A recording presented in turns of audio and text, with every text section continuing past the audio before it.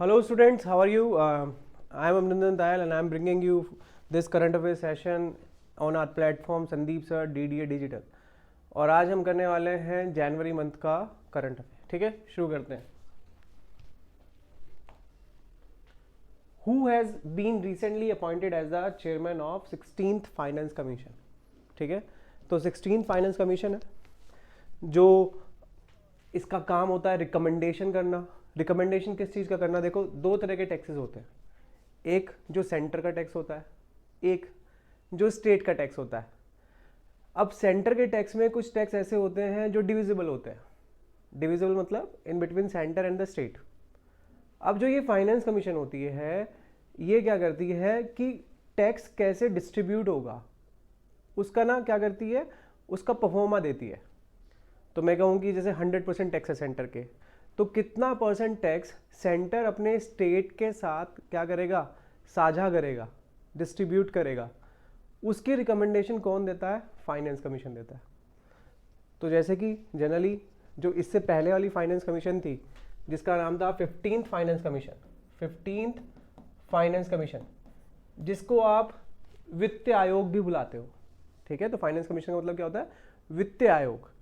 तो जो 15th finance commission थी उसके हेड थे एनके सिंह। एनके सिंह, तो एनके सिंह फाइनेंस कमीशन के हेड थे। ठीक है, अब ये फाइनेंस कमीशन जो होती है वो सिंगल मेंबर बॉडी नहीं होती, वो मल्टी मेंबर बॉडी होती है।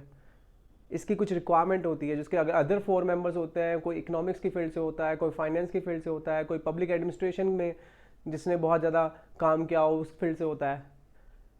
तो एनके सिंह ने बोला था कि लगभग 41% और 42% इतना परसेंट टैक्स स्टेट्स को दिया जाना चाहिए।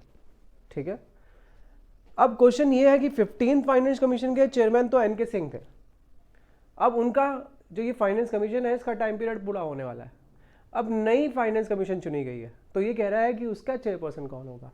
ठीक है, तो पहली बात तो देख लेते हैं कि फाइनेंस कमीशन का जो आर्टिकल है वो है आर्टिकल 280। फाइनेंस कमीशन का जो आर्टिकल है दैट इज आर्टिकल 280। ठीक है, और इस 280 आर्टिकल में जो ये आर्टिकल है 280, तो अगर कोई आपको आर्टिकल पता है तो यू नो दैट कि it is a constitutional body.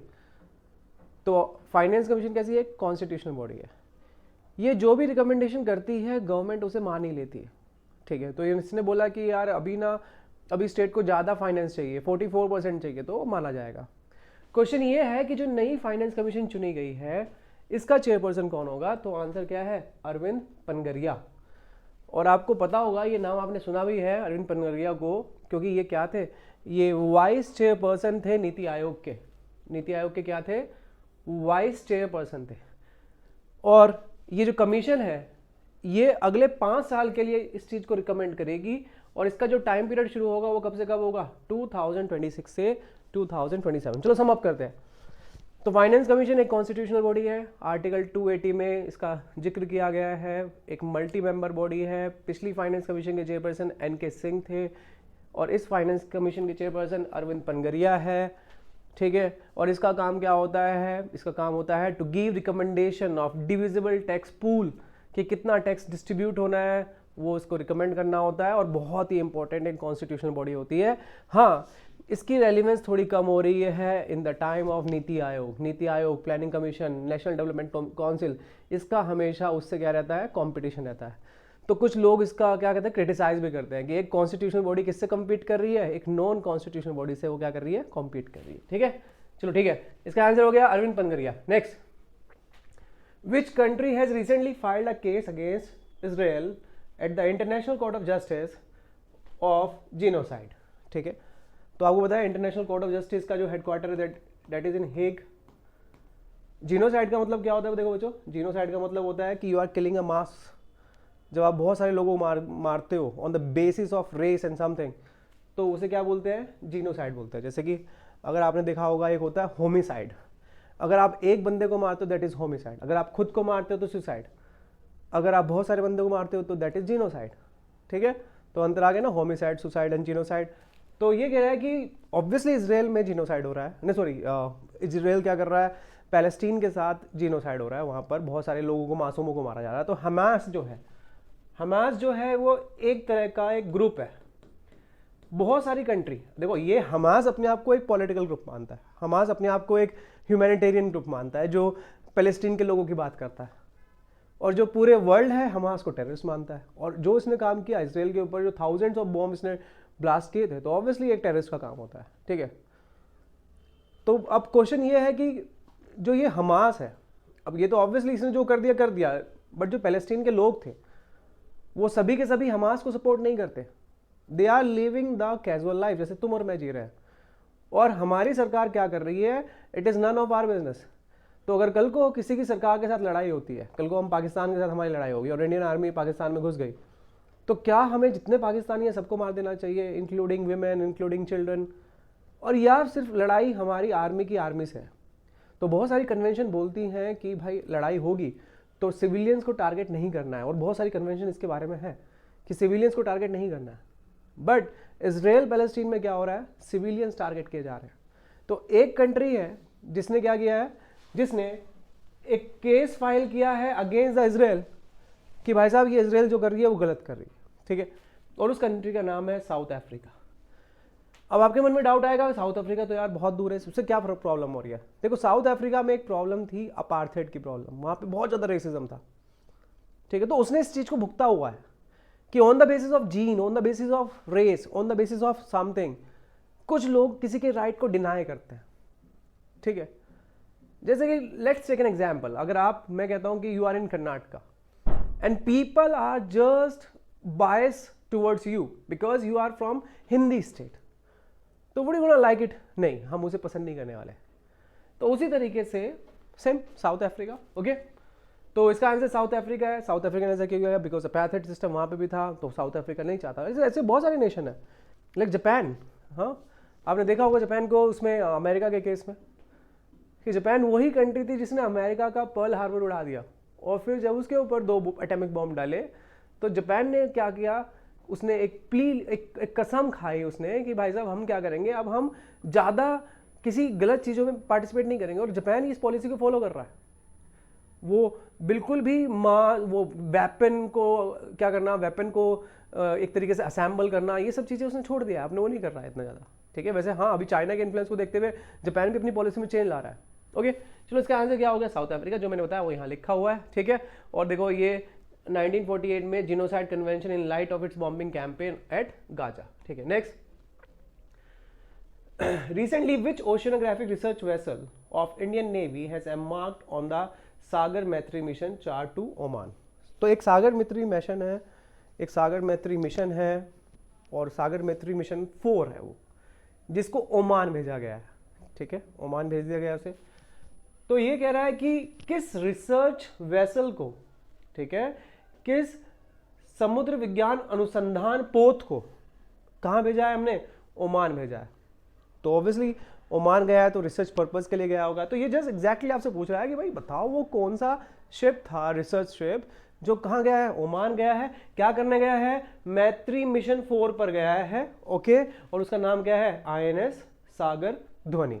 क्या नाम है बच्चों? INS सागर ध्वनि, ठीक है। Next, what is the name of the first chemo drug available as a syrup from in India? ठीक है, तो ये कह रहा है कि एक कीमो ड्रग है, कीमो ड्रग है, ठीक है। कीमो वर्ड यूज हुआ है तो यू नो दैट कि chemotherapy is use for cancer treatment, okay. But chemotherapy, what chemotherapy is just उसमें रेज कुछ छोड़ते हैं, और जो रेज होते हैं वो जनरली उन रेज का काम होता है जो कैंसर सेल्स होते हैं टू डिस्ट्रॉय दीज सेल्स। ये कीमोथेरेपी का काम होता है, ठीक है।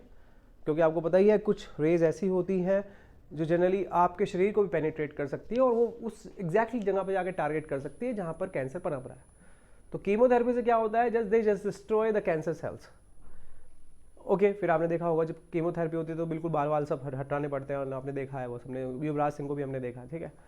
तो ये कह रहा है कि इस बारी क्या है, कीमो ड्रग है तो इसमें रेज नहीं छोड़ी जाएंगी, इसमें कीमो ड्रग छोड़ी जाएगी, और अवेलेबल एज सिरप, जैसे हम कफ सिरप पीते हैं, ठीक है। तो ये बड़ी बात है कि कीमोथेरेपी ना करा के अब हम सिरप ले रहे हैं, ठीक है। तो ये पूछ रहा है उस ड्रग का नाम क्या है? तो भाई मुंबई के टाटा मेमोरियल सेंटर ने इंडिजिनसली डेवलप की है प्रिवल को। तो प्रिवल कहाँ है? ये रहा, प्रीवल। तो बी, इसको डेवलप किया है, क्यों डेवलप किया है? एक डिजीज है एक्यूट लिम्फोब्लास्टिक ल्यूकीमिया। अब जो ल्यूकीमिया है तो ब्लड की कमी होगी, ल्यूकीमिया है तो ब्लड की कमी होगी, ठीक है, ल्यूकीमिया है तो ब्लड की कमी होगी। लिम्फोब्लास्टिक, लिम्फोब्लास्टिक का मतलब होता है, देखो मेरे को ज़्यादा साइंस तो नहीं आती, बट आपको पता है जो ब्लड होता है ना वो बोन मैरो में बनता है, बोन मैरो। तो बोन मैरो क्या होता है? एक स्पॉन्जी चीज़ होती है हमारे नीज में जहाँ से ब्लड बनता है, जो बोन्स के जॉइंट्स होते हैं ना वहाँ पर ये बोन मैरो होता है। कभी कभार जो कैंसर है वो बोन मैरो में ही हो जाता है और उस डिजीज को बोलते हैं लिम्फोब्लास्टिक ल्यूकीमिया। ल्यूकीमिया जब भी मिलेगा तो उसका मतलब होता है कि ब्लड नहीं होगा, ब्लड फॉर्मेशन नहीं हो रहा है। तो जनरली इस डिजीज को क्योर करते थे by chemotherapy, by putting rays over the thing. But अब क्या कर दिया? कीमो ड्रग बना दिया, और कीमो ड्रग का नाम क्या है? प्रीवल, ठीक है, वही यहाँ पर कहीं ना कुछ लिखा होगा, ठीक है। नेक्स्ट, तो ये कह रहा है कि what is the name of China's cutting edge ocean drilling vessel designed to penetrate the earth crust and reach the mantle for the first time in human history. तो ये कह रहा है कि जैसे मैं बताता हूँ, ये देखो ये ना कॉन्टिनेंट है, दिस इज कॉन्टिनेंट, और यहाँ पर आप खड़े आइए, ये क्या है? ये हमारा ओशन है, ठीक है। वैसे ओशन ऐसा होता नहीं है, यू नो दैट कि वहाँ पर बहुत सारे लैंडफॉर्म्स होते हैं, फिर भी हमने एक अज्यूम किया ओशन होता है। तो ये भाई ये कॉन्टिनेंटल क्रस्ट हो गई, ये कौन सी क्रस्ट हो गई? ये ओशियानिक क्रस्ट हो गई, ठीक है। तो what is the name of China's cutting edge ocean drilling vessel design to penetrate the earth crust? तो अर्थ क्रस्ट, तो ये भी अर्थ क्रस्ट है और ये भी अर्थ क्रस्ट है। कटिंग एज ओशियन ड्रिलिंग, तो ड्रिल इस बार किसका हो रहा है? कॉन्टिनेंटल क्रस्ट का ड्रिलिंग नहीं हो रहा है, किसका ड्रिलिंग हो रहा है? इस ओशियानिक क्रस्ट का ड्रिलिंग हो रहा है। और ये कह रहा है कि ड्रिल करके वो पहुंच कहां गए? ड्रिल करके वो मेंटल तक पहुंच गए, और मेंटल में जब आप पहुंचोगे तो आपको सॉरी यहां तक आप पहुंच गए हो, सॉरी। तो what is the name of China's cutting edge ocean drilling vessel design to penetrate the earth crust?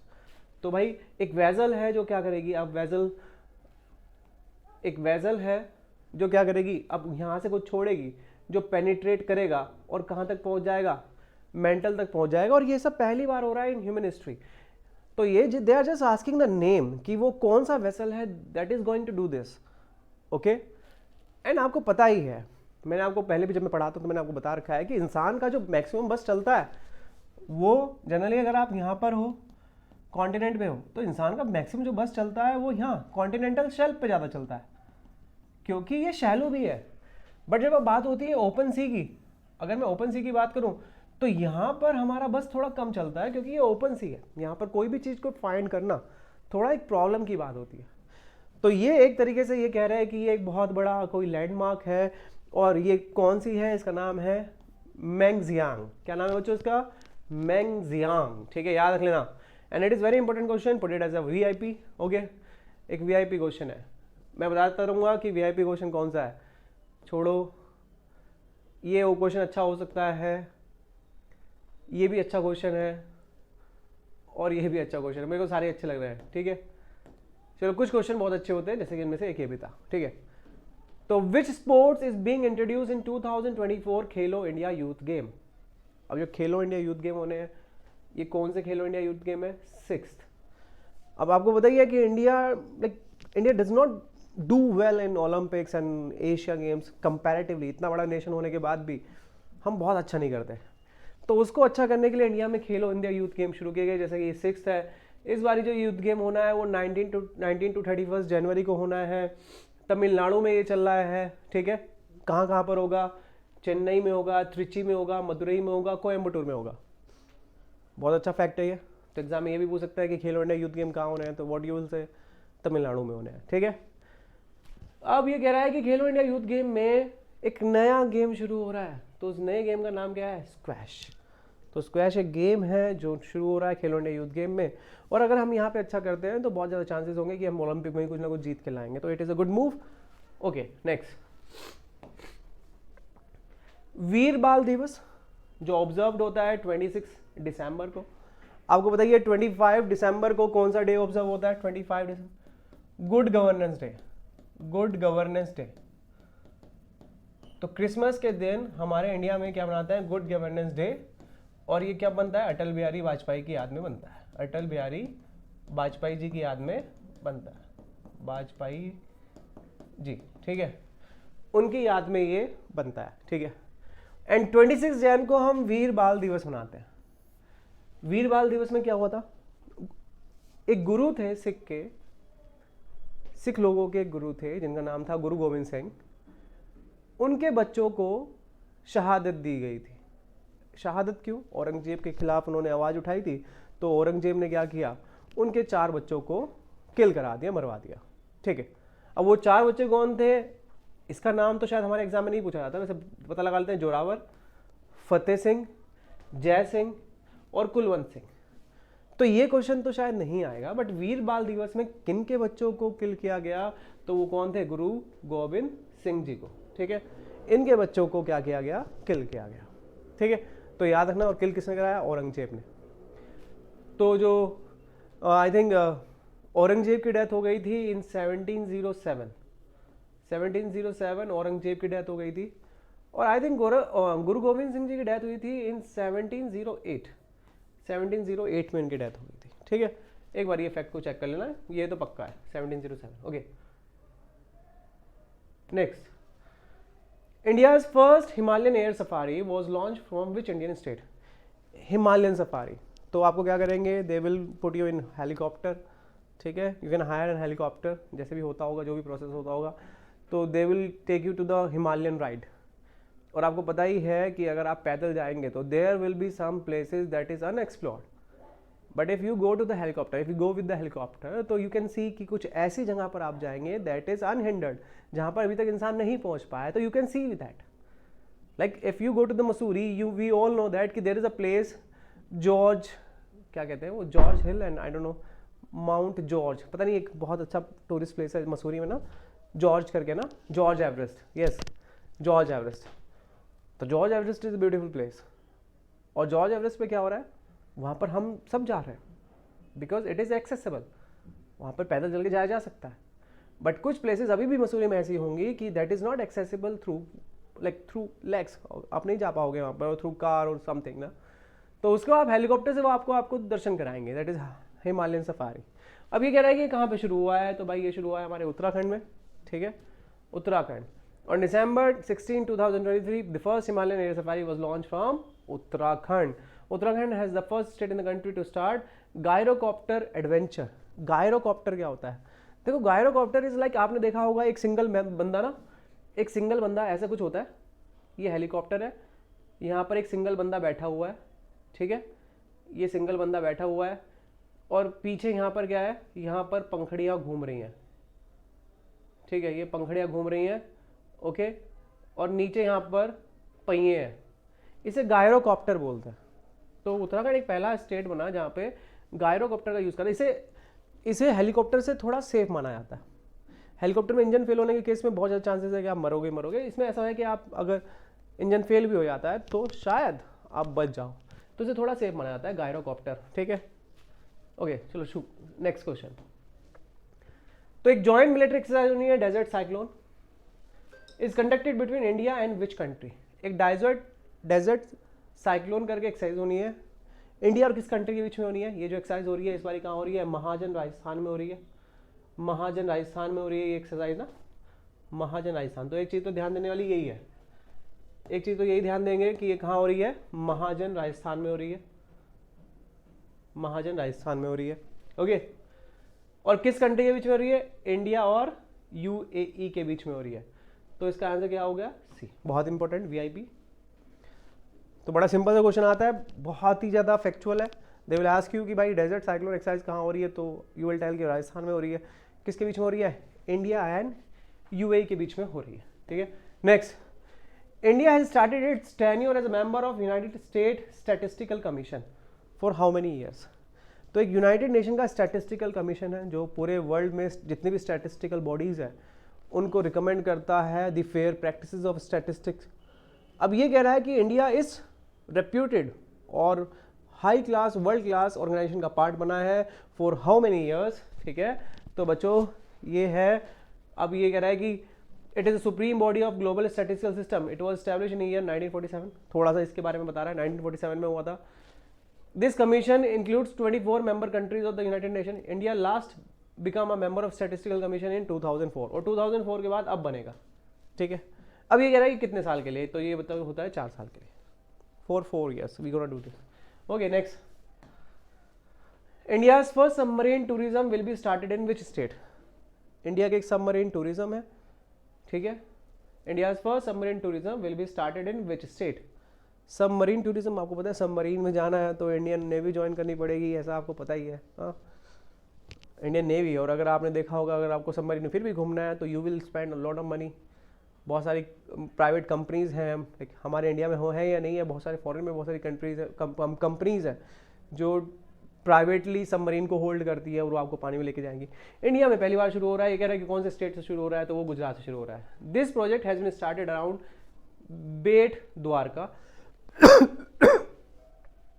a small island off coast of Dwarka city. For this, Gujarat government has joined hand with Majgaon Dock Limited. This project is likely to start before Diwali 2024. तो अब भी आप भी submarine में बैठ के घूमने जा सकते हैं पानी के अंदर, ठीक है। तो एक बड़ा अच्छा ऑप्शन दिया है। Who has been made the special envoy for peace in Afghanistan by the United Nations Security Council? तो यूएनएससी में आपको पता ही है 5 परमानेंट मेंबर्स होते हैं, और 5 परमानेंट मेंबर्स का आपको नाम पता है कौन है? UK, France, US, Russia, China, और 10 नॉन परमानेंट मेंबर्स होते हैं, आपको पता है। तो भाई यूनाइटेड नेशन सिक्योरिटी काउंसिल ने क्या किया है, किसी बंदे को अपॉइंट किया है स्पेशल एनवॉय फॉर पीस इन अफगानिस्तान। अफगानिस्तान में जब से तालिबान गवर्नमेंट आई है तब से ना महिलाओं के ऊपर बहुत अत्याचार बढ़ गए हैं। महिलाओं को कार ड्राइविंग मना है, रंग बिरंगे कपड़े पहनना मना है, महिलाओं को बाहर जाना मना है, कोई टूरिज्म जगह पे जाना मना है। तो एक स्पेशल एनवॉय बनाया गया है कि तालिबान को लेके ना, कि भाई यार प्लीज़ कुछ करने दो इनको, ठीक है।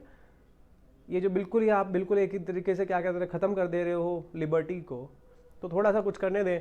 और ये इसे बनाया गया है, वो बनाया गया है हामिद करजाई को, और Hamid Karzai was the former president of Afghanistan, तो उन्हीं को ये बनाया गया, ठीक है। In which city UP did defence, UP में एक सिटी है जहां पर हमारे डिफेंस मिनिस्टर राजनाथ सिंह ने क्या किया है, पहला सैनिक स्कूल बनाया, और वो जगह है मथुरा, ठीक है। पहला सैनिक स्कूल बनाया, उसके बाद थोड़ा सा पढ़ लेते हैं। Defence minister inaugurated the first सैनिक स्कूल फॉर गर्ल्स, और नाम क्या है, संविद Gurukulam.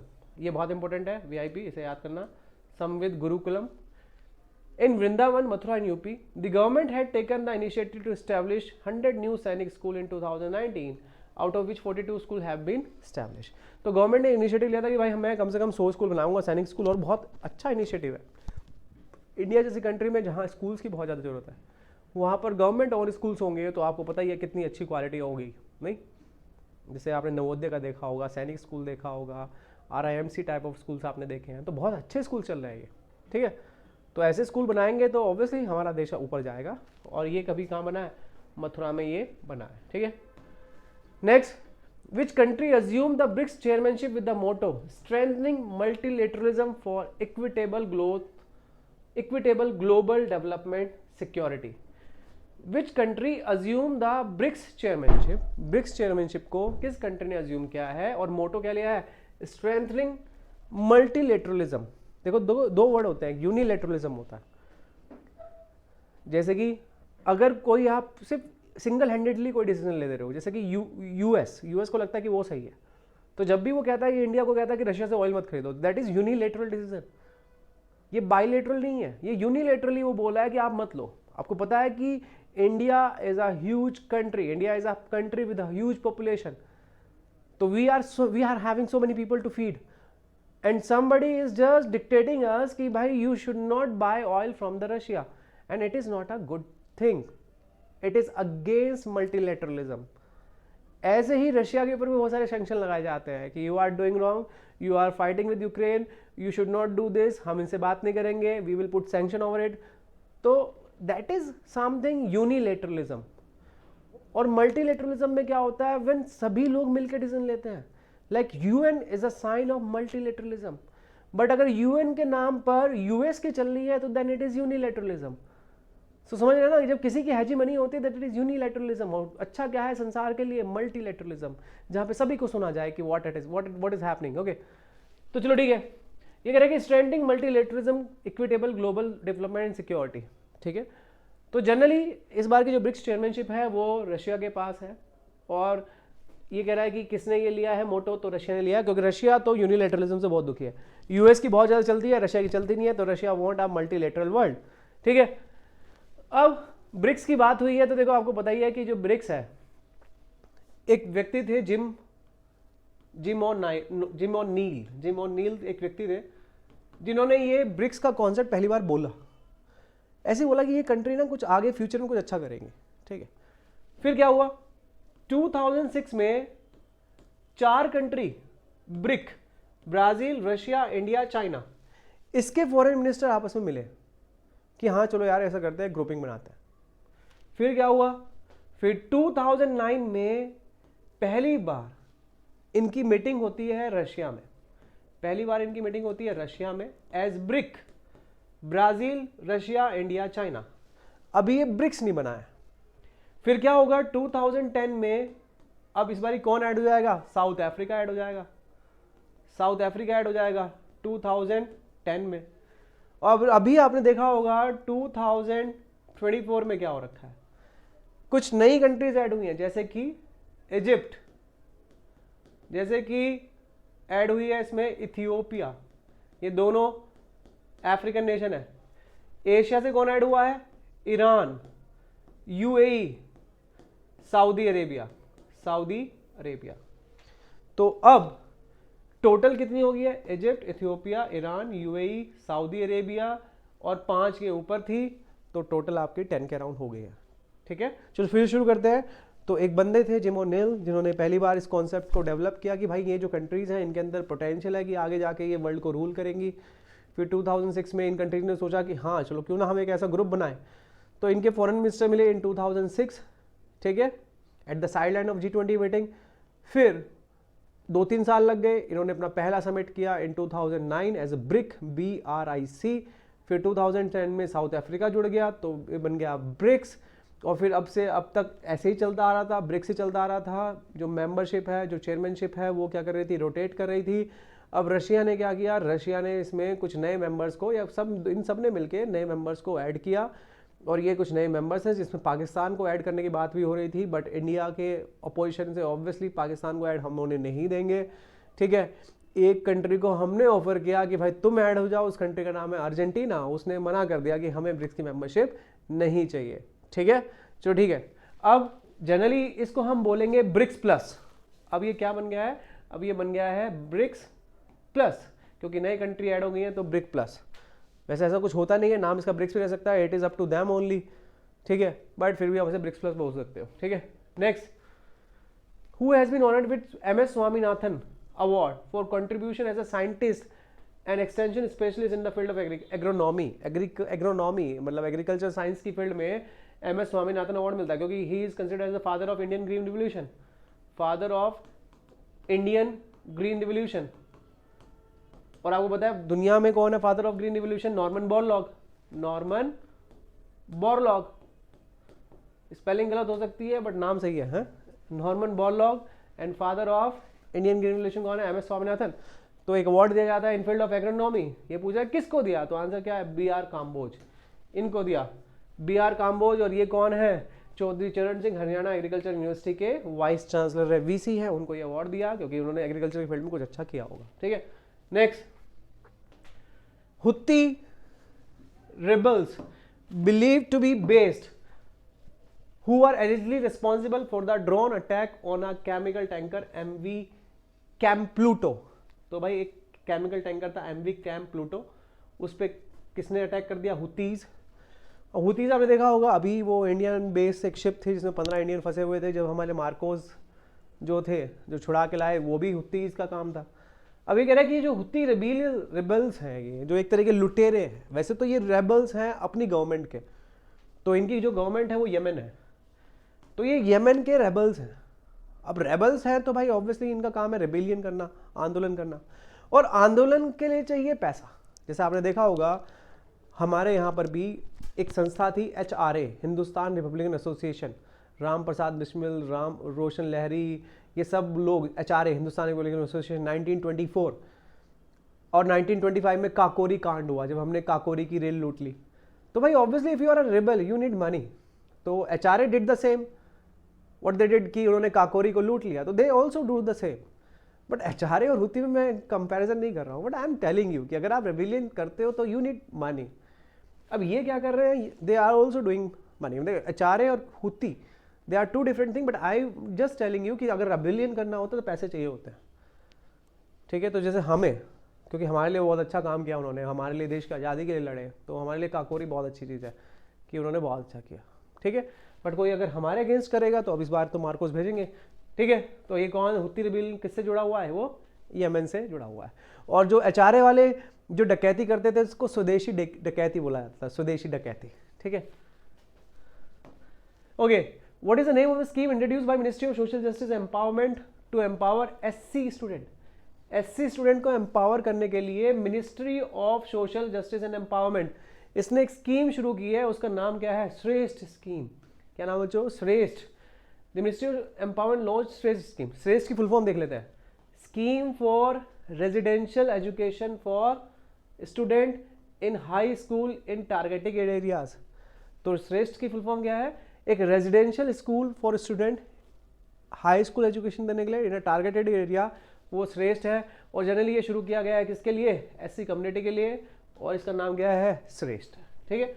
Next, which country did India make payment in rupees for crude oil purchases signalling a move to promote a global use of its currency. देखो obviously India requires a huge dollar, हमें dollar चाहिए होते हैं। और आपको पता है India import ज़्यादा करता है, एक्सपोर्ट कम करता है। और जब हम इंपोर्ट ज़्यादा करेंगे इट मीन्स कि हमें डॉलर ज़्यादा चाहिए, और एक्सपोर्ट कम करते हैं तो इसका मतलब है कि हमारे पास डॉलर ज़्यादा आते नहीं है। इसीलिए इंडिया की करेंसी होती है, इसलिए इंडिया की currency $1 equal to 85 rupees 90 rupees ऐसी रहती है, क्योंकि आपके पास डॉलर है ही नहीं। और आपको पता ही है कि किसी चीज़ की डिमांड ज़्यादा हो और सप्लाई कम हो तो उस चीज़ के प्राइस बढ़ जाते हैं। मार्केट में गए और मेरे को 1 किलो प्याज लेनी है और मार्केट में प्याज नहीं है तो ऑब्वियसली प्राइस शूट कर जाएंगे, और मार्केट में प्याज ही प्याज है तो प्याज के प्राइस डाउन जाएंगे, सबको पता है। तो उसी तरीके से जब हमें इंपोर्ट ज़्यादा करना है, हमें डॉलर चाहिए हो रहा है, और हमारे पास डॉलर नहीं है क्योंकि हम एक्सपोर्ट कम करते हैं। और ये एक अच्छा मूव है कि हम अपनी ही करेंसी में तेल खरीद ले रहे हैं। अगर हम अपनी ही करेंसी में तेल खरीद लेंगे इसका मतलब है कि हमें डॉलर नहीं चाहिए हो रहे हैं, और अगर हमें डॉलर नहीं चाहिए हो रहे हैं तो ये हमारे लिए अच्छा साइन है, हमारी करेंसी अप्रिशिएट करेगी, हमारी करेंसी अच्छी बनेगी, स्ट्रांग बनेगी, ठीक है। और ये एक अच्छा मूव है, हमने UAE से ये फैसला लिया। अब जनरली ये दो कंट्रीज के बीच का होता है, अगर UAE को लगता है कि हाँ इंडियन पैसा उसके कुछ काम आ सकता है, जैसे अगर मैं कहूँ कि UAE और इंडिया आपस में 50 मिलियन या मैं कहता हूँ कि चलो $50 बिलियन का ट्रेड करते थे आपस में, ठीक है। 50 बिलियन UAE हमारे पास सामान भेज रहा है और 50 बिलियन का हम आपस में उनके पास भेज दे रहे हैं, तो लगभग टोटल $100 बिलियन का हमारे बीच में ट्रेड चल रहा है, और लगभग बराबर है। तो फिर हम क्या करते हैं, वो हमें डॉलर में पेमेंट करते हैं, इंडिया उसे डॉलर में पेमेंट करता है। तो क्यों ना ऐसा करें, हम कहते हैं कि यार ऐसा करते हैं, तुम ऐसा करो हमारी करेंसी में हमसे ऑयल दे दो हमें, और फिर जब हमसे सामान खरीदोगे तो हमें यही करेंसी वापस कर देना, हम अपना सामान भेज देंगे। कितना अच्छा हुआ, हमें डॉलर नहीं चाहिए हो रहा और ये पैसा। इसका मतलब है ये UAE को पहले ट्रस्ट जगाना पड़ेगा। तो हमने क्या किया होगा, UAE को ट्रस्ट जगाया होगा कि बेटा UAE तुम्हारा पैसा नहीं डूबेगा, हम है ना, ठीक है, ऐसा बोला गया होगा, ठीक है। चलो ठीक है, इसका आंसर क्या होगा, UAE। Which city hosted the conclusion of 8 India ocean naval symposium. तो एक तरीके से ये सिंपोजियम चल रहा है, मीटिंग चल रही है, कॉन्क्लेव ऑफ चीफ्स। ये कह रहा है कि ये मीटिंग कहाँ चल रही है, तो इसका आंसर क्या है बच्चों, बैंकॉक। बैंकॉक आपको पता है कि थाईलैंड की कैपिटल है, ठीक है। Next, which country rejected the BRICS membership. मैंने आपको बताया कि Ethiopia, Egypt, Iran, Saudi Arabia, UAE they became the new member of BRICS. But एक कंट्री ने मना कर दिया, Argentina. Do you know why Argentina क्यों मना किया? अर्जेंटीना को चाइना पसंद नहीं है। और देखा कुछ कंट्रीज ऐसी होती है, इफ हमें पसंद नहीं हो, if I don't like you, तो मैं तुमसे बात नहीं करने वाला। और ऐसी कंट्रीज पूरे वर्ल्ड में कम ही है। मतलब आपने देखा होगा मुंह पर कुछ और बाद में कुछ और बनते हैं लोग। कुछ कंट्री ऐसी होती है कि भाई नहीं, चाइना नहीं पसंद है, नहीं बनूंगा। ऐसा नहीं कि BRICS is a very important organization और मैं इसका मेंबर बन के रहूँगा, चाइना पसंद नहीं है तो एडजस्ट कर लेंगे। नहीं, कुछ लोग एडजस्ट नहीं करते और Argentina is one of that. उसने कहा नहीं पसंद तो नहीं पसंद, नहीं करेंगे तो नहीं करेंगे, ठीक है। तो चाइना की वजह से अर्जेंटीना ने मना कर दिया, नहीं करना तो नहीं करना। Who has been appointed as the first women director general, DG, CISF, central industrial security force. आपको पता है इंडिया में मेट्रो स्टेशन हो, एयरपोर्ट स्टेशन हो, कोई भी ONGC या कोई भी गवर्नमेंट ऑर्गेनाइजेशन, पार्लियामेंट हो या कुछ भी हो, ऐसी जगहों पर सिक्योरिटी के लिए एक फोर्स बनाई गई है। नाम क्या है? CISF। उसकी एक विमेन DG बनी है, पहली बार एक विमेन DG बनी है। उसका नाम पूछ रहे हैं, नाम क्या है? नीना सिंह। तो इंडिया में जो गवर्नमेंट एस्टेब्लिशमेंट होते हैं उनको सिक्योरिटी देने का काम CISF का होता है। तो मेट्रो में जो आपको मिलते हैं वो CISF मिलते हैं, एयरपोर्ट पे आपको मिलते हैं CISF मिलते हैं, किसी गवर्नमेंट ऑर्गेनाइजेशन जाओगे वहां पे भी आपको CISF ही मिलेगा, ठीक है। नेक्स्ट है last, Babri Masjid, Ram Mandir dilemma and acid test for India's constitution. ये जो बुक है ये किसने लिखी है? बाबरी मस्जिद मंदिर इशू, ठीक है। और ये बुक किसने लिखी है? माधव गोडबोले ने लिखी है। तो इसका आंसर क्या हो गया? ए, माधव गोडबोले, ठीक है। ऐसे टेस्ट कि भाई सही हुआ है गलत हुआ। चलो ठीक है बच्चों, आई होप आपको ये क्लास अच्छी लगी होगी, मैंने अच्छे समझाने की कोशिश की है। फिर भी आपको कोई डाउट रह जाते हैं तो you can ask me any time, मैं आपको रास्ते मिलता ही रहता हूँ, ठीक है। जो मेरे बच्चे हैं वो तो मेरे से मिल ही लेते हैं, जो मेरे से नहीं पढ़ते वो भी मेरे से पूछ सकते हैं। Thank you so much, bye bye. Kindly subscribe D-Day YouTube channel and don't forget to press bell icon.